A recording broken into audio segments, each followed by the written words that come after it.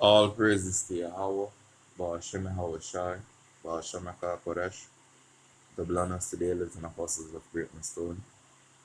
Shalom to the elect pushing this word in truth and in sincerity, with the hope of receiving mercy of Yahweh, Ba'ashem Shai. Yahweh is the name of the Heavenly Father. Yahweh Shai is the name of his only begotten Son. The so-called Negroes, Hispanics, and Native Americans are Israelites according to the prophecies that are written in the scriptures. I want to make it known that the RFID microchip is the MOTD. The serpent juice is the precursor to the MOTD. Yahweh Shai, indwelling nearly called Jesus, is about to make his return upon the earth to deliver his elect and to pour out judgment as it is written. So I'm going to do a quick video concerning Revelation 13 verse 11, showing you that this is the same beast. You know, these two political parties, they may act like they're oppositions, but they're working for the same people. You know, two heads of the same beast. This is Revelation 13 verse 11 says, "And I beheld another beast coming up out of the earth," and this is America. "And he had two horns like a lamb." And two horns represent the two political systems, the Democrats and Republican, just as in ancient Rome you have the patricians and the plebeians. "And he spake as a dragon, representing the draconian measures that are going to be implemented, such as the implementation of the RFID microchip, which is the MOTD. Yes, just throwing it out there. You know, because we are going to continue push that spirit out there, yo. So when that comes to pass, it may be known that Amen over here at GMS was heavily pushing the truth concerning the MOTB.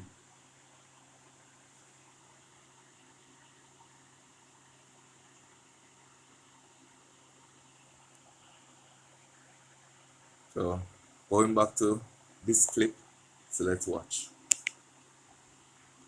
Shell stories to get to now. What if we told you that the very same organizations facilitating the massive human trafficking, human smuggling operation and the invasion across the United States borders are also now making record profits, and they're being put in charge of election polling locations? Yes, facilitating our elections in the United States. You can't make this up. And last night, President Trump called out Aurora, Colorado, among other cities, for the violent Venezuelan gangs that have taken over apartment complexes. Watch.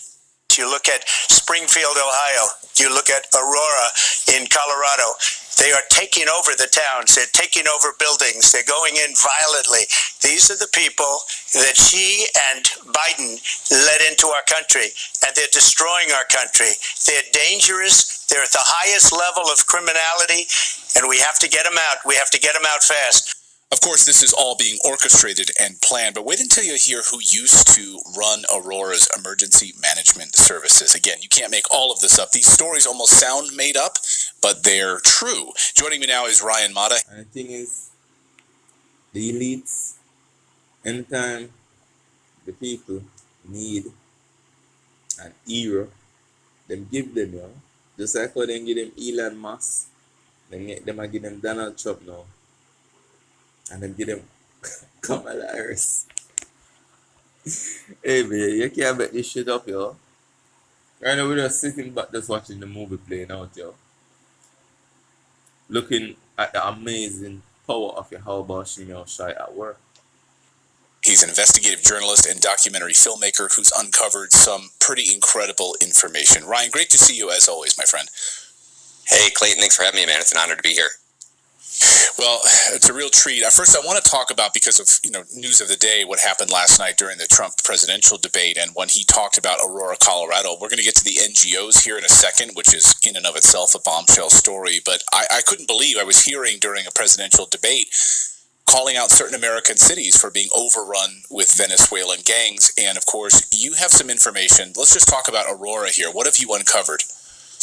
Aurora, Colorado. It's funny. Clayton, you start to wonder how all these cities are connected and why specific cities are being affected the way they are, why certain areas are, taking the full brunt of this weaponized mass migration. So I started to dig into Aurora, Colorado, and I started to dig into FEMA because FEMA is where all the NGOs are getting their funding from. So I Googled, who's the director of FEMA, and guess who it is? Deanne Criswell, the director of FEMA. Guess where she used to work at? Guess what her employment was according to her LinkedIn, Clayton? I know it sounds made up, but Aurora. It's amazing how all of these stories come back to one place, right? The emergency manager of the city of Aurora is now the director of FEMA. So what did she do? Do we, when you look at the pieces that she might have put in place to facilitate these individuals coming out of Denver, moving into the city and then moving into Aurora, are you able to trace back any of these programs, positions that would have allowed these violent individuals to come to Aurora under her watch? Absolutely, Clayton. We're just getting I literally just uncovered this right before I came on your show, so I'm getting ready to unpack and connect all the dots. But there are several other